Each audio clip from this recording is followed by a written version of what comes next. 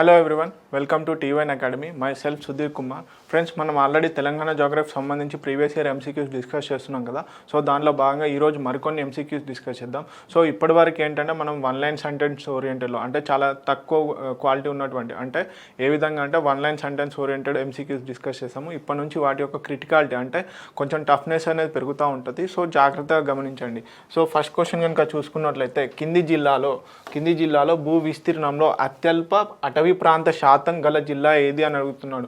So options, first option వచ్చేసి Medak, second option వచ్చేసి Mahabub Nagar, third option వచ్చేసి నల్గొండ, ఫోర్త్ ఆప్షన్ వచ్చేసి నిజామాబాద్. ఫ్రెండ్స్, ఇక్కడ ఒకసారి క్వశ్చన్ని మళ్ళీ జాగ్రత్తగా గమనించండి. ఇక్కడ ఏమంటున్నాడు? అటవీ ప్రాంత శాతం అంటున్నాడు. సో అటవీ ప్రాంతం వేరు, అటవీ ప్రాంత శాతం వేరు, అలాగే అటవీ విస్తీర్ణ వేరు. సో చాలా జాగ్రత్త. సో ఫారెస్ట్ ఏరియా అంటే ఏంటంటే లీగల్గా గవర్నమెంట్ రికగ్నైజ్ చేసినటువంటి ఒక పర్టికులర్ ఏరియాను గవర్నమెంట్ రికార్డ్స్లో కనుక ఉంటే అది అటవీ ప్రాంతం, అటవీ విస్తీర్ణము అంటారు, అంటే ఫారెస్ట్ ఏరియా అంటారు. అలాగే ఫారెస్ట్ కవర్ అంటే వేరు. ఫారెస్ట్ కవర్ అంటే ఇంక్లూడింగ్ ప్రైవేట్ వాళ్ళ యొక్క ల్యాండ్స్ కూడా వస్తాయన్నమాట. సో ఆ డెఫినేషన్ ఏంటంటే ఒక ఫారెస్ట్ కవర్ని ఎలా డిఫైన్ చేస్తారు అంటే ఇప్పటివరకు ఒక 1 హెక్టార్లో కనుక ఈ 1 హెక్టార్ భూమి పరిధిలో 10% ఆఫ్ ది చెట్లు 10% కనుక చెట్లు కనుక ఉంటే ఆ ఏరియాని ఫారెస్ట్ కవర్ కింద కన్సిడర్ చేస్తారు.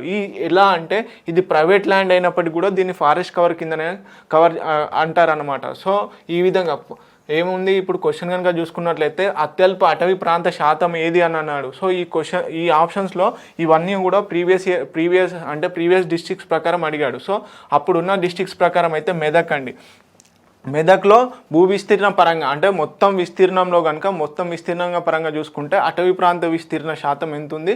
సో అది అత్యల్పంగా ఏ డిస్టిక్లో ఉంది అంటే అది మెదక్. ఒకసారి కనుక చూసుకున్నట్లయితే సో ఇప్పుడు యాక్చువల్గా ఏంటి, అటవీ అంటే మొత్తం భూమి విస్తీర్ణంలో అటవీ ప్రాంతం కనుక చూసుకున్నట్లయితే సపోజ్ 100 acres తీసుకుందాం. సో ఇది మొత్తం విస్తీర్ణం. సో ఈ మొత్తం విస్తీర్ణంలో ఎంత 10 ఎకరాల వరకు 10 acres వరకు ఏముంది? అటవీ ఉంది. సో ఇప్పుడు ఏంటి, దీన్ని ఏమంటారు? అటవీ ప్రాంతం ఉంది. దీన్ని ఏమంటారు? ఇప్పుడు 10% అనేది ఏరియా, 10% పర్సంటేజ్ పరంగా శాతపరంగా అటవీ ప్రాంతం వచ్చేసి 10% ఉందన్నమాట. మిగతా 90 ఎకరాలు అనేది వివిధ రూపాల్లో ఉందన్నమాట. సో ఈ విధంగా ఫారెస్ట్ యొక్క అటవీ ప్రాంత శాతాన్ని లెక్కిస్తారు. సో మొత్తం భూ విస్తీర్ణంలో అత్యల్ప అటవీ ప్రాంత శాతం అని అడిగాడు. సో ఆ డిస్ట్రిక్ట్స్ ప్రకారం చూసుకున్నట్లయితే Medak is the correct answer అప్పటి ప్రకారం. సో ఇప్పుడు ఒకసారి కనుక గమనించినట్లయితే ఇది ప్రజెంట్గా ఫారెస్ట్ కవర్ ఉన్నటువంటి అంటే ములుగులో హైయెస్ట్గా ఉంది. ములుగులో ఫారెస్ట్ కవర్ అనేది హైయెస్ట్గా ఉంది. నెక్స్ట్ కనుక చూసుకున్నట్లయితే సో ఇది ఫారెస్ట్ కవర్కి సంబంధించినటువంటి మన తెలంగాణలో ఫారెస్ట్ కవర్ ఏ డిస్టిక్లో ఎక్కువగా ఉందని చూపించే మ్యాప్ అనమాట. సో ములుగు డిస్టిక్స్లో ఫారెస్ట్ కవర్ అనేది హెవీగా ఉంది. అంటే ఈ ములుగు డిస్టిక్లో 71.81% ఆఫ్ ది ఫారెస్ట్ కవర్ ఉంది. దాని తర్వాత భద్రాద్రి కొత్తగూడెం వచ్చేసి 60.95. సో ఇదేంటి ఫారెస్ట్ కవర్ పరంగా. కాకపోతే ఏంటి ఏరియా పరంగా చూసుకున్నట్లయితే మన భద్రాద్రి కొత్తగూడెం అంటే అటవీ విస్తీర్ణం ఎక్కువగా ఉన్నటువంటి డిస్టిక్ ఏదంటే భద్రాద్రి కొత్తగూడెం. కానీ అటవీ విస్తీర్ణ శాతపరంగా చూసుకుంటే మాత్రం ములుగు డిస్టిక్ అంటే ఆ భూభాగంలో ఉన్నటువంటి ములుగు డిస్టిక్లో ఉన్నటువంటి అతి తక్కువ అంటే ములుగు డిస్టిక్లో ఉన్నటువంటి మొత్తం భూభాగాన్ని కనుక తీసుకున్నట్లయితే అటవీ విస్తీర్ణ పరంగా చూసుకున్నట్లయితే ములుగు రైట్ ఆన్సర్. ములుగు కనుక ఎక్కువ అటవీ విస్తీర్ణాన్ని కలిగి ఉంది. సో ఈ హైదరాబాద్ వచ్చేసి చాలా తక్కువగా ఉంటుంది. సో ఎందుకు అంటే హైదరాబాద్లో ఫారెస్ట్ కవర్ కానీ ఫారెస్ట్ ఏరియా కానీ చాలా తక్కువ. సో నెక్స్ట్ క్వశ్చన్ కనుక చూసుకున్నట్లయితే నెక్స్ట్ క్వశ్చన్ చూసుకున్నట్లయితే the Hyderabad Deccan mining company మొదటగా ఎక్కడ స్థాపించబడింది? సో ఆప్షన్ కనుక చూసుకున్నట్లయితే ఫస్ట్ వచ్చేసి కొత్తగూడెం, సెకండ్ వచ్చేసి లండన్, థర్డ్ ఆప్షన్ వచ్చేసి ఔరంగాబాద్, ఫోర్త్ ఆప్షన్ వచ్చేసి ఆదిలాబాద్. చాలా మటుకి ఇక్కడ మిస్టేక్ చేసేది ఏంటంటే కొత్తగూడెం డిస్టిక్లోనే ఇప్పుడు ప్రస్తుతం ఉన్నటువంటి కొత్తగూడెం డిస్టిక్లోనే ఎల్లందు అనేది అంటే ఎల్లందు ఎక్కడ? సో ఫస్ట్ టైం బొగ్గును కనుగొన్నటువంటి తెలంగాణ ప్రాంతంలో ఫస్ట్ టైం బొగ్గును కనుగొన్నటువంటి ప్రాంతం ఏది? ఎల్లందు, సింగరేణి అన్నమాట.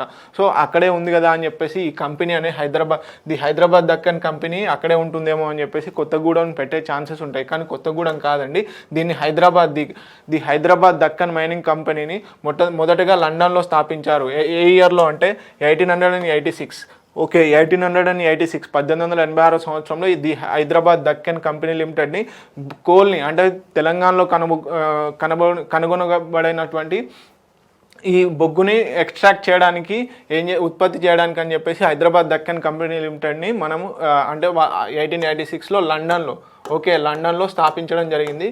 సో దీన్ని తర్వాత 1920 డిసెంబర్ 23న ఏం చేశారు, హైదరాబాద్ కంపెనీస్ యాక్ట్ కింద సింగరేణి కాలరీస్ కంపెనీ లిమిటెడ్గా పేరు మార్చడం జరిగిందనమాట. సో పెద్దపల్లి, మంచిర్యాల, కొత్తగూడెం డిస్టిక్స్లో 75% ఆఫ్ ది బొగ్గు నిల్వలు అనేవి ఉన్నాయి. ప్లస్ అలాగే భద్రాద్రి కొత్తగూడెం డిస్టిక్ వచ్చేసి హైయెస్ట్ ప్రొడక్షన్లో ఉంది. సో ఇవి కనుక చూసుకోవాలి. సో అలాగే డాక్టర్ విలియం కింగ్ ఎవరైతే ఉన్నారో ఈయన మొట్టమొదటిసారిగా 1871లోనే బొగ్గును తెలంగాణలో ఎల్లెందు ప్రాంతంలో కనుగొనబడింది. సో ఇప్పుడు ఈ ఎల్లెందు ఎక్కడ ఉందండి, భద్రాద్రి కొత్తగూడెం డిస్టిక్లో ఉంది. ఒకప్పుడు ఖమ్మం డిస్టిక్లో ఉండేది. సో నెక్స్ట్ క్వశ్చన్ కనుక చూసుకున్నట్లయితే దేశ స్వాతంత్రానంతరం అంటే స్వాతంత్రం వచ్చిన తర్వాత తెలంగాణలో 2001 నుంచి 2011 దశాబ్దపు జనాభా పెరుగుదల రేటు మిగిలిన దశాబ్దాల వివరాలతో పోల్చినప్పుడు ఏముంది అని అడుగుతున్నాడు. సో 2001 నుంచి 2011 మధ్యలో ఉన్నటువంటి ఏదైతే దశాబ్దం ఉందో ఆ దశాబ్దంలో జరిగినటువంటి పెరుగుదల రేటును మిగతా దశాబ్దాలతో పోల్చినప్పుడు ఏ విధంగా ఉంది అని అడుగుతున్నాడు. సో ఆప్షన్స్ కనుక చూసుకున్నట్లయితే ఫస్ట్ ఆప్షన్ వచ్చేసి అత్యల్పం, సెకండ్ ఆప్షన్ వచ్చేసి దాదాపు సమానం, థర్డ్ ఆప్షన్ వచ్చేసి అత్యధికం, ఫోర్త్ ఆప్షన్ వచ్చేసి మధ్యస్థం. ఒకసారి కనుక స్టాట్స్ని కనుక కంపారిజన్ చేస్తే ఇది ఇప్పటివరకు అంటే 1951 మనకు 1947లో ఆగస్ట్ 15న ఇండిపెండెన్స్ వచ్చింది కదా, దాని తర్వాత మొట్టమొదటిసారిగా సెన్సస్ అనేది 1951లో జరిగింది. ఆ డికేడ్ నుంచి కనుక తీసుకున్నట్లయితే సో తెలంగాణలో చూడండి 16.48 గ్రోత్ రేట్ ఉంది అప్పుడు 1951-61లో. సో 61-71లో 24.60 ఉంది. అలాగే 71-81 వచ్చేసి 27-59. సో 81-91 వచ్చేసి 29-27% గ్రోత్ రేట్ ఉంది. అలాగే 1991-2001 నుంచి చూసుకుంటే 18.77. సో 2001-2011 మధ్యలో ఉన్నటువంటి దశాబ్ద కాలాన్ని కనుక తీసుకున్నట్లయితే 13.58. సో మిగతా ఏదైతే డికేడ్స్ ఉన్నాయో మిగతా దశాబ్ద కాలాలతో పోల్చుకున్నప్పుడు ఇది చాలా అత్యల్పం అన్నమాట. సో తక్కువగా ఉంది ఈ గ్రోత్ రేట్ అనేది. సో ఇంతకుముందు క్లాసెస్లో మనం ఏం డిస్కస్ చేసాము, ఇదే టాపిక్ పైన ఇంకోలాగా అడిగారు క్వశ్చన్. ఏమని అడిగాడు, ఏ దశాబ్ద కాలంలో అత్యధిక వృద్ధి రేటు అంటే జనాభా వృద్ధి రేటును చూపించింది అంటే అది వచ్చేసి 1981-1991 మధ్యలో ఉన్నటువంటి దశాబ్ద కాలంలో ఎక్కువగా జనాభా వృద్ధి రేటు అనేది చూపించారు. సో ఇప్పుడేంటి ఆప్షన్ కనుక చూసుకున్నట్లయితే అత్యల్పం. సో మిగతా అంటే 2001-11 దశాబ్ద కాలాన్ని మిగతా దశాబ్దాలతో పోల్చినప్పుడు ఈ దశాబ్దంలో జరిగినటువంటి జనాభా వృద్ధి రేట్ అనేది అత్యల్పంగా ఉంది. సో నెక్స్ట్ క్వశ్చన్ కనుక చూసుకున్నట్లయితే తెలంగాణలో బొగ్గు ఉత్పత్తి చేయబడే జిల్లాలు ఏవి అని అడుగుతున్నాడు. సో తెలంగాణలో బొగ్గు ఉత్పత్తి చేయబడే జిల్లాలు ఏవి అని అడిగేటప్పుడు ఆప్షన్స్ కనుక చూసుకున్నట్లయితే ఫస్ట్ ఆప్షన్ వచ్చేసి ఆదిలాబాద్, కరీంనగర్, నిజామాబాద్, వరంగల్. సెకండ్ ఆప్షన్ వచ్చేసి కరీంనగర్, ఖమ్మం, నల్గొండ, నిజామాబాద్. థర్డ్ ఆప్షన్ వచ్చేసి Warangal, Khammam, Karimnagar, Adilabad. Okay, fourth option వచ్చేసి నిజామాబాద్, నల్గొండ, ఖమ్మం, ఆదిలాబాద్. ఫ్రెండ్స్ ఈ క్వశ్చన్ కనుక గమనించినట్లయితే 4 ఆప్షన్స్లో పూర్వపు జిల్లాలను బట్టి ఇచ్చాడనమాట. సో ఇప్పటికి కూడా ఒకసారి ఎలిమినేషన్ ప్రాసెస్ అనేది ఒక చిన్న ట్రిక్ ద్వారా కనుక గమనించినట్లయితే మనకు పూర్వపు జిల్లాల ప్రకారం అయినప్పటికీ కూడా నిజామాబాద్ డిస్టిక్లో మనకి బొగ్గు నిల్వలు అనేవి లేవు. సో బొగ్గు ఉత్పత్తి అనేది నిజామాబాద్ డిస్టిక్లో లేదు కాబట్టి ఈ నిజామాబాద్ డిస్టిక్ని కీ పాయింట్గా పెట్టుకొని మిగతా ఆప్షన్స్ని కనుక ఎలిమినేట్ చేయగలిగితే సో నిజామాబాద్ ఇక్కడ ఉంది కాబట్టి ఫస్ట్ ఆప్షన్ రాంగ్, సెకండ్ ఆప్షన్లో కూడా నిజామాబాద్ ఉంది కాబట్టి ఇది రాంగ్.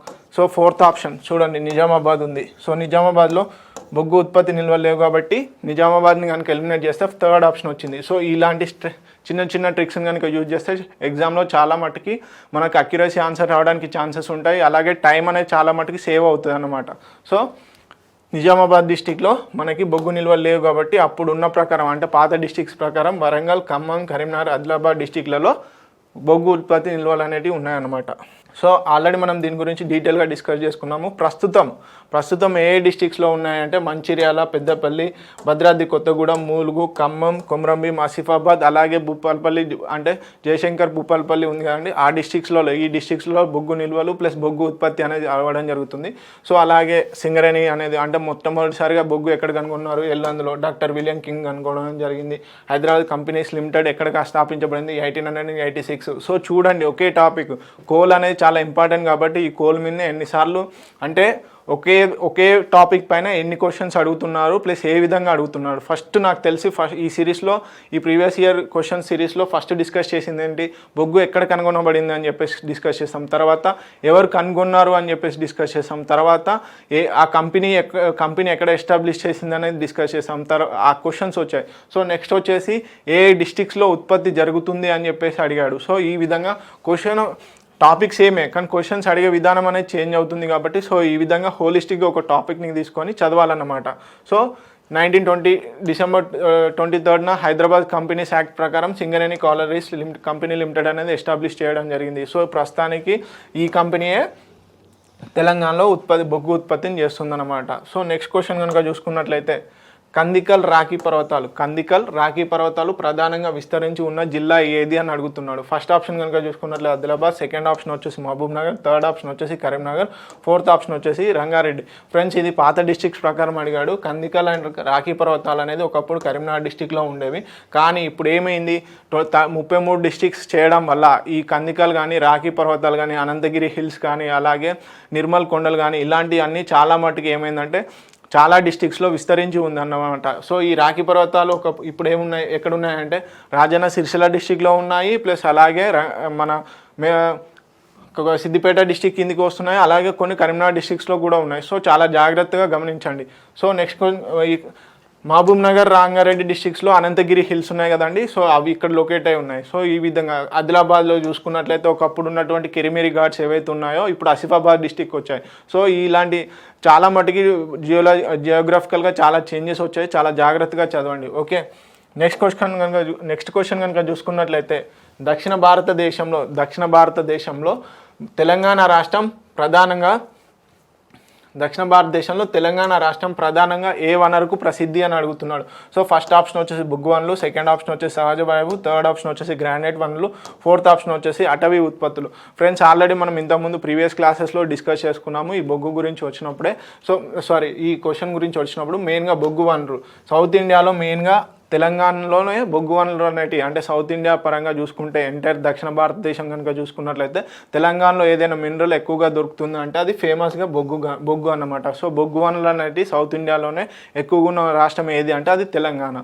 ఓకే, నెక్స్ట్ క్వశ్చన్ కనుక చూసుకున్నట్లయితే మెదక్ జిల్లా దాదాపుగా ఏ నది పరివాహక ప్రాంతంలో వస్తుంది అని చెప్పేసి అని అడిగాడు. మెదక్ డిస్టిక్ దాదాపుగా ఏ నది పరివాహక ప్రాంతంలో వస్తుంది అని అడిగాడు. సో ఆప్షన్స్ కనుక చూసుకున్నట్లయితే ప్రాణహిత, సెకండ్ ఆప్షన్ వచ్చేసి గోదావరి, థర్డ్ ఆప్షన్ వచ్చేసి కృష్ణ, ఫోర్త్ ఆప్షన్ వచ్చేసి మూసి వచ్చేసి మనకి కృష్ణా నదికి ఉపనది. ఓకే, సో ఈ మూసి అనేది మెయిన్గా హైదరాబాద్, రంగారెడ్డి డిస్ట్రిక్ట్స్లో ప్రవహిస్తుంది. సో ఇది వచ్చేసి రాంగ్ ఆప్షన్ అవుతుంది. ఓకే, నెక్స్ట్ కృష్ణా వచ్చేసి లేదండి. కృష్ణా పరివాహక ప్రాంతంలో మెదక్ డిస్టిక్ అనేది లేదు. మెయిన్గా ఫస్ట్ ఆప్షన్ కనుక చూసుకున్నట్లయితే ప్రాణహిత నది వచ్చేసి దేనికి ఉపనది మనకి గోదావరి. సో ప్రాణహిత నది గురించి ఇంతకుముందు డీటెయిల్స్ ఆల్రెడీ డిస్కస్ చేసుకున్నాం. అది కొమరం భీం, ఆసిఫాబాద్ అలాగే జయశంకర్, భూపాల్పల్లి, మంచిర్యాల డిస్ట్రిక్ట్స్ ప్రాంతంలో ఉంది.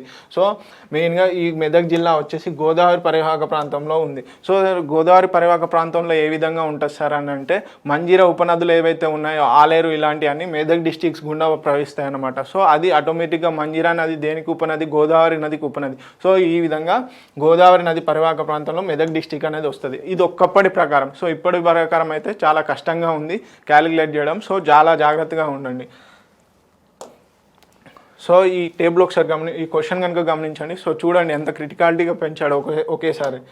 ఒకసారి కనుక గమనించినట్లయితే ఈ క్రింద ఇచ్చిన పట్టికను పరిశీలించి సరైన సమాధానాన్ని ఇవ్వండి. 2001 మరియు 2011 జనాభా లెక్కల ప్రకారంగా తెలంగాణ రాష్ట్రంలోని వివిధ పట్టణాల జనాభా వివరాలు ఇచ్చాడు. So population of Telangana towns. So town వచ్చేసి కరీంనగర్ ఈ విధంగా ఇచ్చాడు. కరీంనగర్లో ఎంత ఉంది, 2001లో 2,05,000 మంది ఉంటే అదే 2011కి వచ్చేసరికి 2,61,000 మంది వచ్చారు. సో ఖమ్మంలో కనుక చూసుకుంటే 1,54,000 మంది ఉంటే 2011కి వచ్చేసరికి 1,84,000 మంది ఉన్నారు. నల్గొండలో వచ్చేసి 1,10,000, అలాగే 2011 1,35,000. సో నిజామాబాద్ ఈ విధంగా చూసుకున్నట్లయితే సో క్యాలిక్యులేట్ చేసి అంటే 2001 నుంచి 2011 వరకు వరంగల్లో పెరిగిన జనాభా ఎంత అని అడుగుతున్నాడు. సో వరంగల్లో పెరిగిన జనాభా ఎంత అని అడుగుతున్నాడు అడుగుతున్నాడు పర్సంటేజ్ ఓరియంటేషన్లో. సో ఒకసారి గమనించండి వరంగల్ ఎక్కడుంది. సో వరంగల్లో ఒకప్పుడు 5,30,000 మంది ఉంటే ఇప్పుడు ఎంత ఉన్నారు, 9,48,000 మంది ఉన్నారు. సో 9,48,000 మనం ఆల్రెడీ గ్రోత్ రేట్ ఎలా క్యాలిక్యులేట్ చేయాలో తెలుసుకున్నాము. ప్రజెంట్ పాపులేషన్ మైనస్ ప్రస్తుత population minus past population by past population into 100 ఈ క్యాలిక్యులేషన్ చేస్తే సో ఆ ఆన్సర్ వస్తుందన్నమాట. సో ఒకసారి ఆప్షన్స్ గమనించండి. ఫస్ట్ ఆప్షన్ వచ్చేసి 7.9%, సెకండ్ ఆప్షన్ వచ్చేసి 79%, థర్డ్ ఆప్షన్ వచ్చేసి 7.6%, ఫోర్త్ ఆప్షన్ వచ్చేసి 20%. సో ఆప్షన్స్ ప్రకారం ఆల్రెడీ నేను క్యాలిక్యులేట్ చేసి పెట్టాను. సో సెకండ్ ఆప్షన్ వచ్చి ద రైట్ ఆన్సర్. సో ఈ విధంగా కూడా అంటే యాక్చువల్లీ ఇది డాటా ఇంటర్ప్రిటేషన్ పరంగా అనుకోవచ్చు, ప్లస్ జాగ్రఫికల్గా పాయింట్ ఆఫ్ వ్యూలో కూడా అడగచ్చు. సో జాగ్రఫికల్గా చూసుకున్నట్లయితే ఇది అంటే గ్రోత్ రేట్ ఎంత ఉంది అని తెలుసుకోవడానికి అడిగితే మాత్రం 79% ఆఫ్ ది పాపులేషన్ పెరిగింది అన్నమాట. ఓకే, నెక్స్ట్ క్వశ్చన్ కనుక చూసుకున్నట్లయితే తెలంగాణ రాష్ట్రంలో షెడ్యూలు తెగల జనాభా శాతం అంటున్నాడు. జనాభా శాతం 2011 జనాభా లెక్కల ప్రకారం అని అడుగుతుండు. 2011 జనాభా లెక్కల ప్రకారం ఎంత అని అడుగుతున్నాడు. సో జనాభా శాతంలో మొత్తం జనాభాలో ఈ షెడ్యూల్ తెగలు ఎంతమంది ఉన్నారు. ఇంతకుముందు క్వశ్చన్స్ ఏం అడిగాడు, జనాభా ఏ డిస్టిక్లో ఎక్కువ ఉంది, షెడ్యూల్ తెగల జనాభా ఏ డిస్టిక్లో ఎక్కువ ఉంది, కాకపోతే ఎంత ఉంది అని అడిగాడు, కానీ పర్సంటేజ్ అడగలేదు. సో సబ్జెక్ట్ చూడండి చేంజ్ అవ్వట్లేదు, కాకపోతే క్వశ్చన్ అడిగే విధానం చేంజ్ అవుతుంది. సో మనం చదివేటప్పుడు కూడా ఇదే విధంగా అంటే ఒక టాపిక్ చదువుతున్నప్పుడు మల్టిపుల్ క్వశ్చన్స్ వేసుకుంటూ చదవాలి అన్నమాట. సో ఆప్షన్స్ ఒకసారి గమనించినట్లయితే ఫస్ట్ ఆప్షన్ వచ్చేసి 9.5%, సెకండ్ ఆప్షన్ వచ్చేసి 14%, థర్డ్ ఆప్షన్ వచ్చేసి 12%, ఫోర్త్ ఆప్షన్ వచ్చేసి 15.7%. The correct answer is 9.5%. Okay, ఈ స్టార్ట్స్ని కనుక ఒకసారి మనం గమనించినట్లయితే ఈ విధంగా ఉంది. సో మొత్తంగా పాపులేషన్ వచ్చేసి 31,77,940 మెంబర్స్. సో ఓవరాల్ పర్సంటేజ్ వచ్చేసి అఫీషియల్ డాటా వచ్చేసి 9.1%. ఓకే, ఇది తెలంగాణ స్టాటికల్ అబ్స్ట్రాక్ట్ ఏదైతే 2021 ఉందో దాని ప్రకారంగా ఏంటి 2011లో పాపులేషన్ వచ్చేసి అంటే షెడ్యూల్ తెగలు ఏదైతే ఉందో అది 9.1%గా ఓవరాల్ జనాభాలో మొత్తం జనాభాలో 9.1%గా ఉన్నారన్నమాట. ఓకే, నెక్స్ట్ క్వశ్చన్ కనుక చూసుకున్నట్లయితే దక్కన్ సిమెంట్ కర్మాగారం గల ప్రదేశం ఏది అని అడుగుతున్నాడు. సో ఇక్కడ డిస్టిక్స్ అడగలేదు, డైరెక్ట్గా ఏ ప్లేస్లో అంటే ఏ ఊరిలో ఏ విలేజ్లో కానీ ఏ మండల్లో కానీ ఏ సిటీలో కానీ ఉంది అని అడుగుతున్నాడు డైరెక్ట్గా. సో ఒకసారి ఫస్ట్ ఆప్షన్ వచ్చేసి వాడపల్లి, సెకండ్ ఆప్షన్ వచ్చేసి మెల్ల చెరువు, థర్డ్ ఆప్షన్ వచ్చేసి మంచిర్యాల, ఫోర్త్ ఆప్షన్ వచ్చేసి హుజూర్ నగర్. ఆల్రెడీ మనం ఈ దక్కన్ సిమెంట్ కర్మాగారం గురించి మనం చెప్పుకున్నామండి. ఏంటి దక్కన్ సిమెంట్ కర్మాగారం యొక్క స్పెషాలిటీ ఏంటంటే సౌత్ ఇండియాలోనే అతిపెద్ద సిమెంట్ కర్మాగారం. Okay, DCC Deccan cement company అనేది సౌత్ ఇండియాలోనే అతిపెద్ద సిమెంట్ ఫ్యాక్టరీ అనమాట. సో ఇది సూర్యాపేట డిస్టిక్లోని హుజూర్ నగర్లో ఉందన్నమాట. Fourth option is the correct answer. So already మంచిర్యాలలో మనకి ఏముంది, అసోసియేటెడ్ సిమెంట్ కంపెనీ ఏదైతే ఉందో ఇది వచ్చేసి తెలంగాణలోనే మొట్టమొదటి సిమెంట్ ఫ్యాక్టరీ. సో ఇక్కడ మంచిర్యాలలో ఉంది. ఓకే, ఈ తేడాన్ని గమనించండి. మనకు అత్యధికంగా సిమెంట్ ఫ్యాక్టరీస్ ఉన్నటువంటి డిస్టిక్ ఒకప్పుడు నల్గొండ, ప్రస్తుతం సూర్యాపేట డిస్టిక్లో ఎక్కువగా సిమెంట్ కర్మాగారాలు ఉన్నాయి. అలాగే అసోసియేటెడ్ సిమెంట్ కంపెనీ ఇప్పుడు ఎంసీసీగా పిలవడం జరుగుతుంది, మంచిర్యాల సిమెంట్ కంపెనీగా పిలవడం జరుగుతుంది. ఎప్పుడు ఎస్టాబ్లిష్ చేశారు, 1958లో. ఇది తెలంగాణలోనే మొట్టమొదటి cement factory. So Deccan cement factory 1979 Huzurnagar సూర్యాపేటలోనే ఉంది. ఓకే, నెక్స్ట్ క్వశ్చన్ కనుక చూసుకున్నట్లయితే 2015 డిసెంబర్ కల్లా 60 వసంతాలు అంటే 60 సంవత్సరాలు పూర్తి చేసుకున్న డ్యామ్ ఏదే అని అడుగుతున్నాడు. సో ఫస్ట్ ఆప్షన్ కనుక చూసుకున్నట్లయితే Nagarjuna Sagar dam, second option వచ్చేసి Sriram Sagar project dam, third option వచ్చేసి మంజీరా డ్యామ్, ఫోర్త్ ఆప్షన్ వచ్చేసి శ్రీశైలం డ్యామ్. ఫ్రెండ్స్ ఆల్రెడీ చాలామందికి తెలుసు నాగార్జున సాగర్ డ్యామ్ అనేది రీసెంట్గా అంటే 2015లో తెలంగాణ ఏర్పడినాక 60 సంవత్సరాలు 60 వసంతాలు అనేది పూర్తి చేసుకోవడం జరిగింది. దీన్ని ఎప్పుడు 1955 డిసెంబర్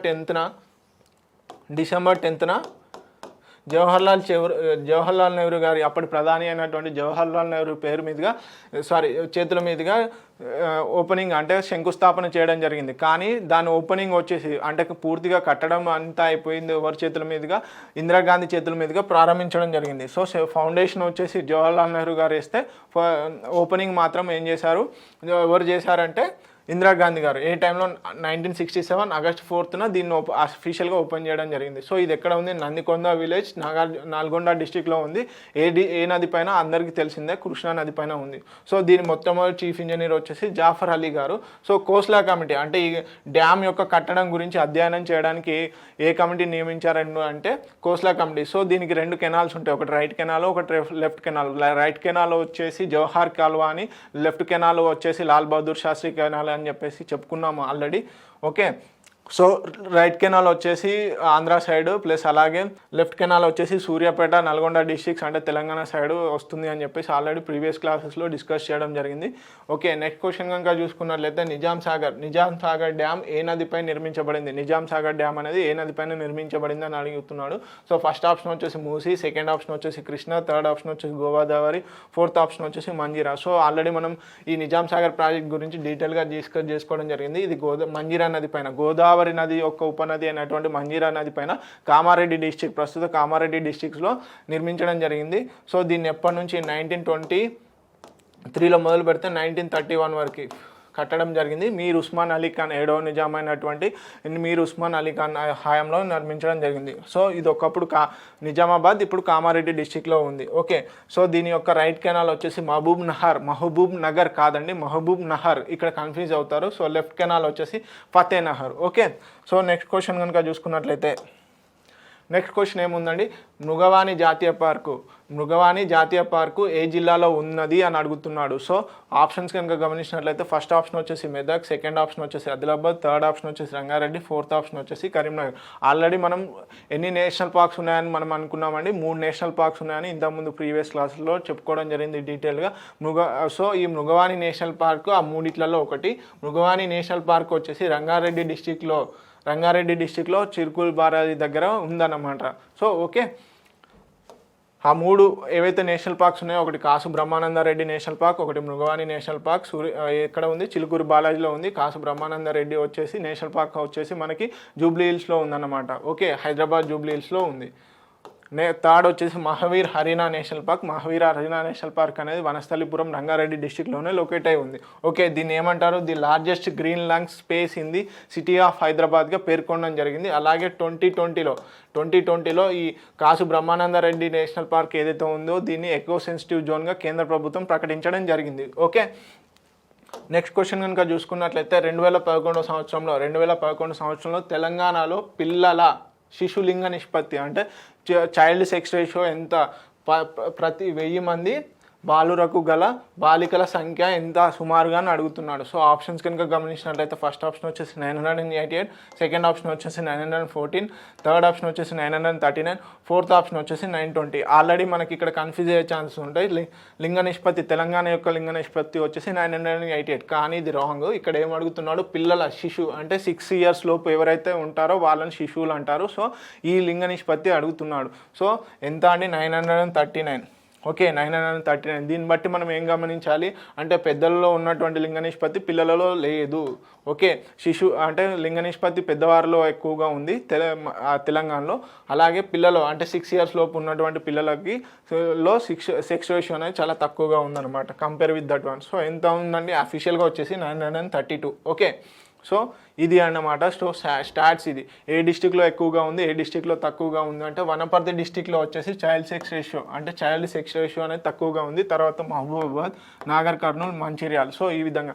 కానీ మనకు ఓవరాల్గా చూసుకున్నప్పుడు అంటే పెద్దవారిలో చూసుకున్నప్పుడు లింగ నిష్పత్తి అనేది రంగారెడ్డి, హైదరాబాద్ డిస్టిక్స్లలో తక్కువగా ఉంది. కానీ ఇక్కడ వనపర్తి, మహబూబాబాద్, నాగర్ కర్నూల్, మంచిర్యాల డిస్టిక్స్. సో ఈ డిఫరెన్స్ని గమనించండి. సో చాలా మటుకు చూసారా, టాపిక్ చేంజ్ అవ్వలేదు కానీ క్వశ్చన్ అడిగే విధానం చేంజ్ అయింది. లింగ నిష్పత్తి మీద క్వశ్చన్ అడిగాడు కానీ ఓవరాల్గా అడిగాడు, తర్వాత డిస్ట్రిక్ట్స్లో అడిగాడు. కాకపోతే ఇప్పుడు ఏం చేశాడు? చైల్డ్ సెక్స్ రేషియో అంటున్నాడు. సో ఈ తేడాను గమనించాలండి చదువుకునేటప్పుడు. సో టాప్ వచ్చేసి మూలుగు ఉంది. సో చూడండి, మూలుగు, తర్వాత భద్రాద్రి కొత్తగూడెం, సంగారెడ్డి. కానీ మనకు టాప్ అప్పుడు ఏది ఉండండి? నిర్మల్ ఉండే. 1046 తోని నిర్మల్ ఉండే. ఓకే, టాప్లో. నెక్స్ట్ క్వశ్చన్ కనుక చూసుకున్నట్లయితే కింది వాటిలో తెలంగాణలో లేని వన్యప్రాణాల అభయారణ్యం ఏది అని అడుగుతున్నాడు. క్రింది వాటిలో తెలంగాణలో లేని వన్యప్రాణుల అభయారణ్యం ఏది అని అడుగుతున్నాడు. సో ఫస్ట్ ఆప్షన్ వచ్చేసి పాకాల, సెకండ్ ఆప్షన్ వచ్చేసి నేలపట్టు, థర్డ్ ఆప్షన్ వచ్చేసి కవ్వాలు, ఫోర్త్ ఆప్షన్ వచ్చేసి ఏటూరు నాగరం. ఫ్రెండ్స్, మనకు ఆల్రెడీ తెలుసు పాకాల కవ్వాల్ అండ్ ఏటూరు నాగారం ఈ మూడు కూడా మన తెలంగాణలో వన్యప్రాణుల సంరక్షణ కేంద్రాలుగా ఉన్నాయి. So Nelapattu is the correct answer. Nelapattu అనేది మన తెలంగాణలో లేదు వన్యప్రాణుల సంరక్షణ కేంద్రం. సో పాకాల ఆల్రెడీ వచ్చేసి మనకి ఎక్కడ ఉందో డిస్కస్ చేసుకున్నాము. పాకాల వచ్చేసి ఎక్కడ ఉందండి, Warangal district. Okay, Warangal district Pakala చెరువు. సో కవ్వాల వచ్చేసి మనం ఆల్రెడీ డిస్కస్ చేసుకున్నాం. కవ్వాల వచ్చేసి ఆదిలాబాద్, మంచిర్యాల, ఆసిఫాబాద్ ప్లస్ అలాగే నిర్మల్ డిస్టిక్స్లో ఉంది. ఏటూరు నాగారం వచ్చేసి మూలుగు డిస్టిక్ ఏదైతే ఉందో కొత్తగా ఫామ్ అయినటువంటి మూలుగు డిస్టిక్లో ఈ ఏటూరు నాగారం ఉంది. సో ఒకసారి వన్యప్రాణుల సంరక్షణ కేంద్రాలు ఏవేవి ఉన్నాయి తెలంగాణలో అనుకుంటే Eturnagaram wild life sanctuary Mulugu district, Kawal వచ్చేసి నిర్మల్, ఆసిఫాబాద్, ఆదిలాబాద్ అలాగే Mancherial districts, Kinnerasani wild life sanctuary, Manjira wild life sanctuary, Nagarjuna Srisailam tiger reserve, అలాగే Pocharam wild life sanctuary, Pranahita wild life sanctuary plus Shivaram wild life sanctuary. Okay, Shivaram wild life sanctuary. Okay, so ఈ వైల్డ్ లైఫ్ సాంచురీ అనేది చాలా important, చాలా మటుకు అడిగే chances ఉన్నాయి. చూస్తున్నాం కదా ఎలా క్వశ్చన్స్ అనేటివి అడుగుతున్నాడో, ఒకే టాపిక్ మీద డిఫరెంట్ క్వశ్చన్స్ అడుగుతున్నాడు. ఓకే, నెక్స్ట్ క్వశ్చన్ కనుక చూసుకున్నట్లయితే తెలంగాణ రాష్ట్రంలోని ఈ కింది పంటలలో 2013-14 సంవత్సరానికి హెక్టార్కు అతి తక్కువ ఉత్పాదకత ఉన్న పంట ఏది అని అడుగుతున్నాడు. సో ఫస్ట్ ఆప్షన్ కనుక చూసుకున్నట్లయితే మిరపకాయలు, సెకండ్ ఆప్షన్ వచ్చేసి మొక్కజొన్న, థర్డ్ ఆప్షన్ వచ్చేసి సద్దు, పరి, ఫోర్త్ ఆప్షన్ వచ్చేసి జొన్న. ఫ్రెండ్స్ యాక్చువల్గా ఇక్కడ ఏంటి ఉత్పాదకత అంటున్నాడు. సో ఈ డిఫరెన్స్ తెలుసుకోండి. క్రాప్ ఈల్డ్ అంటే ఏంటి, క్రాప్ ప్రొడక్టివిటీ అంటే ఏంటి, క్రాప్ ప్రొడక్షన్ అంటే ఏంటి, ఈ మూడిటికి డిఫరెన్స్ తెలుసుకోవాలి.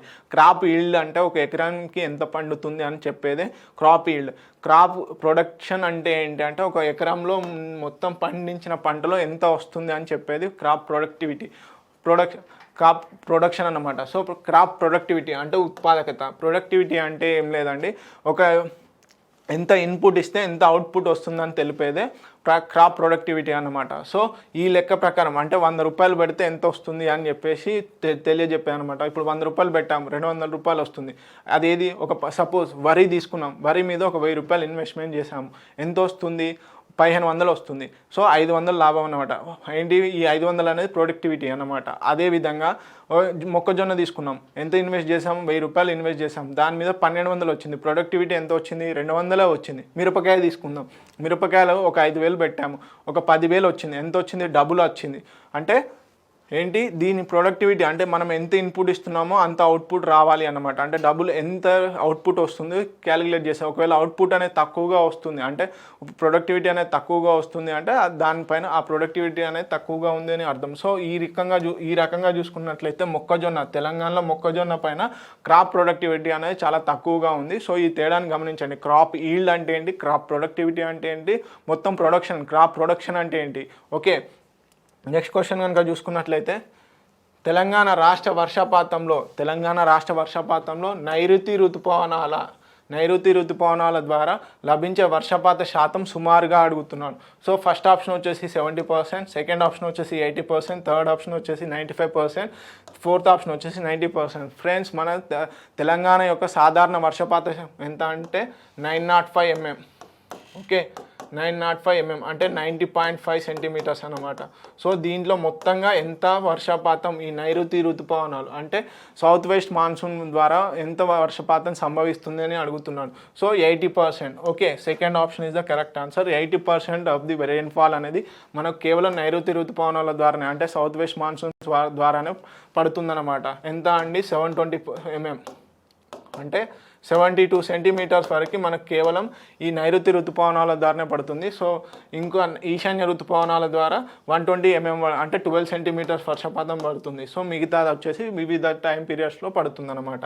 ఓకే, నెక్స్ట్ క్వశ్చన్ కనుక చూసుకున్నట్లయితే ఈ కింది వానిలో ఏ ప్రాజెక్ట్ని ప్రియదర్శిని ప్రాజెక్టుగా కూడా పిలుస్తారు. ఓకే, ఫస్ట్ ఆప్షన్ వచ్చేసి కడెం, సెకండ్ ఆప్షన్ వచ్చేసి జూరాల, థర్డ్ ఆప్షన్ వచ్చేసి కోయిల్ సాగర్, ఫోర్త్ ఆప్షన్ వచ్చేసి రాజోలి బండ. సో ఈ జూరాల ప్రియదర్శిని అని అంటాం కదా అండి. సో ఈ జూరాల ప్రాజెక్ట్ని ప్రియదర్శిని ప్రాజెక్ట్గా కూడా పిలవడం జరుగుతుంది. సో కడెం కూడా ఇంకో నేమ్ ఉంది, కోయిల్ సాగర్, ఇలా డిఫరెంట్ నేమ్స్ ఉంటాయి. ఒక్కొక్కసారి పొలిటీషియన్స్ నేమ్ కానీ ఆ ప్రాంతంలో ఉన్నటువంటి ఒక గొప్ప లీడర్ పేరు కానీ పెట్టడం జరుగుతుంది. ఓకే, ఆ ప్రాంతం పేరు మీదుగా కూడా ఆ డ్యామ్కి కానీ ఆ పేర్లు ఇచ్చే ఛాన్సెస్ ఉంటాయి. ఓకే, సో జూరాలకు కనుక చూసుకున్నట్లయితే ప్రియదర్శిని జూరాల అంటాము. సో ప్రియదర్శిని గల ఇంకో పేరే జూరాల. సో నెక్స్ట్ క్వశ్చన్ కనుక చూసుకున్నట్లయితే ఏరోస్పేస్ పరిశ్రమ గల ప్రదేశం ఏది అని అడుగుతున్నాడు. ఈ క్వశ్చన్ చాలా మటుకి చూడండి, స్పెషల్ ఎకనామిక్ జోన్స్ అంటాం కదా, ఈ స్పెషల్ ఎకనామిక్ జోన్స్ అనేటివి పరంగా ఈ క్వశ్చన్ అడుగుతుంటున్నాడు. సో ఒకసారి ఆప్షన్ కనుక చూసుకున్నట్లయితే ఫస్ట్ ఆప్షన్ వచ్చేసి తుక్కుగూడ, సెకండ్ ఆప్షన్ వచ్చేసి పోలేపల్లి, థర్డ్ ఆప్షన్ వచ్చేసి తుర్కపల్లి, ఫోర్త్ ఆప్షన్ వచ్చేసి Adibatla. So repeated question, already we know the answer. Adibatla is the correct answer. Aerospace industry అంటే స్పెషల్ ఎకనామిక్ జోన్ ఏదైతే ఉందో అది ఏరోస్పేస్ ఇండస్ట్రీకి సంబంధించి ఆదిబట్లలో నెలకొల్పడం జరిగింది. ఓకే, స్పెషల్ ఎకనామిక్ జోన్ అంటే ఏం లేదండి, ఎక్స్పోర్ట్స్ను అంటే దేశీయ ఉత్పత్తులను ఎక్స్పోర్ట్ చేయడానికి, విదేశాలకు ఎక్స్పోర్ట్ చేయడానికి అని చెప్పేసి ఎంకరేజ్మెంట్ కొరకు ఈ ఏదైతే ప్రదేశంలో నోటిఫై చేస్తారో ఆ ప్రదేశంలో ఆ ఇండస్ట్రీస్ని నెలకొల్పి డ్యూటీస్ ఫ్రీ అంటే ట్యాక్సెస్ కానీ ఇవన్నీ ఇలాంటివి ఎగ్జంప్షన్ ఇచ్చి ఉత్పత్తికి ప్లస్ అలాగే ఎగుమతులకు ఊతం కలిగిస్తారనమాట. సో ఎంకరేజ్మెంట్ లాగా ఉంటుంది. సో ఇది స్పెషల్ ఎకనామిక్ జోన్. సో మనం మెయిన్గా స్పెషల్ ఎకనామిక్ జోన్ అనేది 2000 ఇయర్ నుంచి స్టార్ట్ చేసాము. ఓకే, నెక్స్ట్ క్వశ్చన్ కనుక చూసుకున్నట్లయితే సో ఇవి వేరియస్ ప్లేసెస్ అన్నమాట. ఐటీకి సంబంధించి నానక్రామ్గూడ, ఫార్ములేషన్కి సంబంధించి రాజాపూర్, అలాగే బయోటెక్ చూసుకున్నట్లయితే కరకపట్ల, అలాగే ఇంకో ఐటీ స్పెషల్ ఎకనామిక్ జోన్ కనుక చూసుకున్నట్లయితే మణికొండ, హార్డ్వేర్ వచ్చేసి మహేశ్వరం, ఏరోస్పేస్ వచ్చేసి ఆదిబట్ల, ఇంకో బయోటెక్ వచ్చేసి షామీర్పేట. సో ఈ ఏరియాస్లో స్పెషల్ ఎకనామిక్ జోన్స్గా గుర్తించి ఆ ఏరియాలో ఇండస్ట్రీస్ని నెలకొల్పి ఎగుమతులకు ఊతం కలిగిస్తారనమాట. సో దీనివల్ల ఎంప్లాయ్మెంట్ జనరేట్ అవుతుంది, ఆ ఏరియాలు అనేవి డెవలప్మెంట్గా చాలా వరకు అవుతాయి అన్నమాట. సో ఈ ఏరియాస్లో స్పెషల్ ఎకనామిక్ జోన్స్, ఆర్థిక మండళ్ళు. ఓకే, స్పెషల్ ఎకనామిక్ జోన్స్ అంటే ప్రత్యేక ఆర్థిక మండళ్ళు అంటారండి తెలుగులో. ఓకే, నెక్స్ట్ క్వశ్చన్ కనుక చూసుకున్నట్లయితే జసపరచము. చూడండి ఒకసారి గమనించండి క్వశ్చన్ని. రాజోలి బండ మళ్లింపు పథకము, Sriram Sagar dam, lower Maner dam, Kadem అంటే ఇక్కడ ఏం చేస్తున్నాడు, ప్రాజెక్ట్స్ ఇచ్చాడు, ఆ పక్కన ప్లేసెస్ ఇచ్చాడు, అవి ఏ డిస్ట్రిక్ట్స్లో లేకపోతే ఏ ప్లేసెస్లో ఉన్నాయని అడుగుతున్నాడు. So match the following. So ఒకసారి చూడండి, రాజోలి బండ మళ్లింపు పథకము, అలాగే శ్రీరామ్ సాగర్ ప్రాజెక్టు, ప్లస్ వచ్చేసి లోయర్ మానే dam, third Kadem reservoir. Friends నాకు ఇందులో కొన్ని మాత్రమే తెలుసు అనుకుందాం, అంటే ఇక్కడ లాజిక్ చెప్తున్నాను ఎలా ట్యాకిల్ చేయాలో క్వశ్చన్ని. సో నాకు శ్రీరామ్ సాగర్ ప్రాజెక్ట్ అనేది నిజామాబాద్లో ఉందని తెలుసు. సో కడెం రిజర్వాయర్ వచ్చేసి ఆదిలాబాద్లో ఉందని తెలుసు. సో ఈ రెండుకి అంటే టైం వేస్ట్ అవ్వకుండా ఈ రెండు ఎక్కడ కరెక్ట్గా మ్యాచ్ అవుతున్నాయో ఈ ఆప్షన్స్లలో చూసుకోవాలి. ఒకసారి చూడండి, బి వచ్చేసి ఫోర్త్తో ఉంది. బి వచ్చేసి ఫోర్త్తో ఉన్నటువంటిది సెకండ్ ఆప్షను, ఫోర్త్ ఆప్షన్ మాత్రమే ఉన్నాయి. సో ఈ రెండు ఆప్షన్స్ ఎలిమినేట్ చేసుకోవచ్చు. సో ఈ రెండిట్లో నుంచే అంటే మనకు తెలియని ఆన్సర్ 50-50 ఛాన్సెస్ అంటాం చూడండి. సో అలా అన్నమాట. సో నెక్స్ట్ వచ్చేసి కడెం రిజర్వాయర్ ఎక్కడ ఉంది, ఆదిలాబాద్. సో డి వచ్చేసి సెకండ్తో మ్యాచ్ అవ్వాలి. డి వచ్చేసి సెకండ్తో మ్యాచ్ అయ్యేది ఒక్కటే ఉంది. సో ఈ ఆన్సర్ కరెక్ట్ అవుతుంది. చూడండి, సింపుల్గా ఆన్సర్ అనేది ఎలిమినేట్ చేయడం వల్ల ఆన్సర్ ఎంత ఈజీగా వచ్చిందో, అంటే మనం కష్టపడాల్సిన అవసరం లేదు. సో ఇలాంటి ట్రిక్స్. సో యాక్చువల్లీ ఏంటంటే లోయర్ మానేర్ డ్యామ్ వచ్చేసి కరీంనగర్లో, ప్లస్ రాజోలి బండ మళ్లింపు వచ్చేసి మహబూబ్నగర్ డిస్ట్రిక్ట్స్లో ఉన్నాయి. సో ఈ విధంగా మనం ఏం లేదండి, తెలియని ఆన్సర్ని తెలిసిన ఇప్పుడు మల్టిపుల్ ఛాయిసెస్లో ఏమవుతుందంటే ఒక్కొక్కసారి చాలా క్రిటికల్గా అడిగే ఛాన్సెస్ ఉంటాయి. కానీ ఇలా సింపుల్గా అడిగే ఛాన్సెస్ ఉన్నప్పుడు ఏం చేయాలి, మన ఎలిమినేషన్ మెథడ్ యూజ్ చేసుకుంటే చాలా తొందరగా ఈజీగా ఆన్సర్ని రాబట్టచ్చు. దీనివల్ల ఏమవుతుంది, ఎగ్జామ్లో టైం అనేది సేవ్ అవుతుంది. ఓకే, సో ఇవ్వండి ఎంసీక్యూస్ తెలంగాణ జాగ్రఫీ సంబంధించి. ఇలాంటి ప్రీవియస్ ఇయర్ ఎంసీక్యూస్ ఒక తెలంగాణ జాగ్రఫీ కాదు, Indian geography plus Telangana movement, Telangana history, ప్రతి సబ్జెక్ట్ గురించి సంబంధించి కూడా ప్రీవియస్ ఎంసీక్యూస్ అనేది డిస్కస్ చేయడం జరుగుతుంది చాలా డీటెయిల్డ్గా. Okay, please watch TVN academy. వీలైనంత వరకు మా వీడియోస్ని షేర్ చేయండి, ఎందుకంటే పేద విద్యార్థులకు హెల్ప్ అవ్వాలని ఒక గొప్ప ఇంటెన్షన్తో మేము ఇది చేయడం జరుగుతుంది. సో మా ఛానల్లో లభించే ప్రతి వీడియో కూడా ఫ్రీ ఆఫ్ కాస్ట్ అనమాట. ప్రతి పేద విద్యార్థికి చదువు అనేది అంటే దూరం అవ్వకూడదు, దగ్గరగా ఉండాలనే ఒక గొప్ప ఇంటెన్షన్తో తీసుకురావడం జరిగింది. So please share our videos. Thank you so much.